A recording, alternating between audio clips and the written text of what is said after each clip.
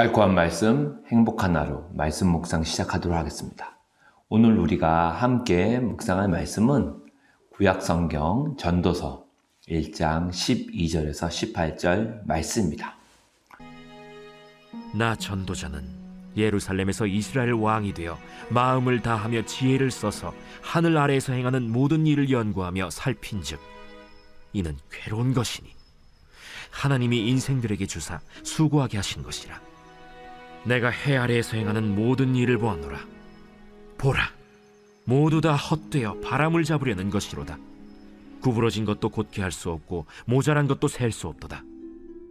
내가 내 마음속으로 말하여 이르기를, 보라, 내가 크게 되고 지혜를 더 많이 얻었으므로 나보다 먼저 예루살렘에 있던 모든 사람들보다 낫다 하였나니 내 마음이 지혜와 지식을 많이 만나보았음이로다. 내가 다시 지혜를 알고자 하며 미친 것들과 미련한 것들을 알고자 하여 마음을 썼으나 이것도 바람을 잡으려는 것인 줄을 깨달았도다. 지혜가 많으면 번뇌도 많으니 지식을 더하는 자는 근심을 더하느니라. 오늘 말씀은 전도서 처음 부분입니다. 1장 12절에서 18절 말씀인데요. 우린 보통 이 전도서에 등장하는 전도자 또 예루살렘에서 왕이 된 사람을 솔로몬으로 알고 있습니다. 여기서 솔로몬이라는 이름은 정확히 나오지 않았지만 아마도 솔로몬인 것으로 모두들 추측하고 있고, 또 저도 사실은 아마 솔로몬 왕 외에는 여기에서 설명하는 왕에 해당하는 사람이 없다고 보기 때문에 저도 솔로몬이라고 생각하고 그렇게 믿고 있습니다. 이 전도서는 솔로몬이라고 우리가 봤을 때 아마 솔로몬 왕이 늙은 노년에 지은 설교집이 아닐까 그렇게 봅니다. 오늘 말씀 보면 1장 12절에서 16절 말씀에 예루살렘에서 왕이 되어 이렇게 되어 있죠. 그래서 하나님이 이 지혜의 왕인 전도자에게 맡기신 일이 뭐냐면은 지혜로 세상을 살피는 일입니다. 그리고 이 세상 누구보다 사실 이 지혜의 왕 전도자가 솔로몬이 큰 지혜를 하나님으로부터 실제 얻었죠. 그리고 인생을 그냥 지혜만 얻은 게 아니라 그 지혜로 세상을 연구하고 공부하고 살아보고 경험해봤더니 그 내린 인생의 말년에 나온 결론을 모아놓은 책이 바로 이 전도서라고 볼 수 있겠죠. 그래서 하나님이 주신 지혜로 평생 솔로몬이 세상을 관찰하고 연구해 보니까 나온 결론이 뭐였다? 여러분 충격받지 마십시오. 그 결론이 모두 다 헛되다는 것이면, 오늘 전도서 맨 처음 1장 2절 말씀을 보면은 헛되다는 말을 계속해서 반복하고 있어요. 4번이나 반복합니다. 헛되고 헛되니 헛되고 헛되도다. 그리고 이게 전도서 1장에만 나온 이야기가 아닙니다. 전도서 중간중간에 계속 나오고요. 또 12장의 끝장, 전도서 12장 끝장에도 뭐라고 나오면 헛되고 헛되니 모든 게 헛되다. 이런 말이 또 나옵니다. 그러니까 오늘 14절에서 18절 말씀을 요약해보면 솔로몬이 정말 남부럽지 않은 인생을, 최고의 인생을 사람들이 보는 관점에서, 보통 일반적인 세상 관점에서 봤을 때 남부럽지 않은 최고의 인생을 살았는데, 그 인생을 살아본 사람이 한 말이 뭐냐면 다 헛되다는 거예요. 이 헛되다는 말을 여러 번이나 반복할 정도로 그렇게 인생이 무의미하다고 최고의 인생을 산 사람이 그렇게 말하는 겁니다. 솔로몬은 진짜 인생 제대로 누려보고 놀아본 사람이에요. 돈, 여자, 명예, 힘, 권력 안 가져본 게 없습니다. 다 가져봤어요. 그리고 그 가진 것으로 끝나지 않고 누릴 거 누리고 놀아볼 거 놀아본 다음에 다 그렇게 살아보니까, 놀 만큼 놀아보니까 너무 허무하다, 헛되다 이런 말을 지금 하고 있는 거예요. 어이없게도. 그러니까 사실 이 말을 요약해보면 우리 인생은 잘났든 똑똑하든 또 가방끈이 길든 짧든 공부를 많이 했든 적게 했든 또 세상에서 얼마나 큰 부를 누리든 또 얼마나 성공을 이뤘던 간에 결국 모든 사람은 다 죽음 앞에 설 수밖에 없다는 거예요.